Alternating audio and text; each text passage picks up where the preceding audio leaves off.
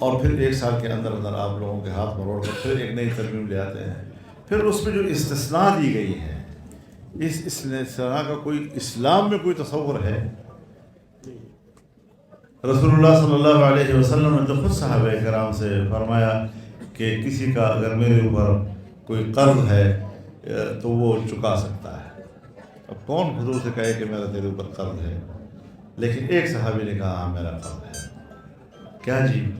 کہ آپ نے مجھے لاٹھی ماری تھی کمر کے اوپر اور میں نے اس کا بدلہ لینا ہے. تو آپ نے کہا ہاں آپ کا حق ہے، مجھے بھی یاد ہے میں نے آپ کو لاٹھی ماری تھی. تو کہا مارو. تو صحابی نے کہا کہ نہیں، آپ نے ننگی پیٹھ پہ مجھے مارا تھا. تو حضور نے بھی اپنی پیٹھ ننگی کی اور وہ لپک کر گیا، لپٹا اس کے ساتھ، چومتا رہا چومتا رہا چومتا رہا. تو اس نے کہا جی میں نے ساری چیزیں اس کے لیے کہ میں آپ کے جسم مبارک کو چومنا چاہتا تھا. لیکن حضور نے تو اپنے آپ کو مستثنیٰ نہیں رکھا.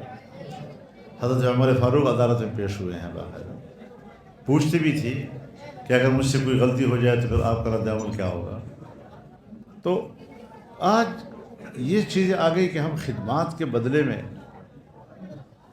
زیست استثناء لے رہے ہیں، اور یہ چیزیں نہ شریعت کے زمرے میں آتی ہے، نہ یہ جمہوری رویے ہیں، نہ ہمارے جیسے ملکوں میں اس قسم کے نئے نئے روایات. ان کو خود کہہ دینا چاہیے کہ ہم یہ مراعات نہیں لیں گے، اور اسمبلی نے اگر ہمیں دی بھی ہیں تو بھی ہمیں قبول نہیں ہے. تب جا کر ان کا قد بڑھے گا اور اس کی شخصیات میں اور اضافہ ہوگا. لیکن کیوں لی گئی ہیں یہ چیزیں؟ یہ تو کمزوریوں کی نشاندہیاں کرتی ہیں. جی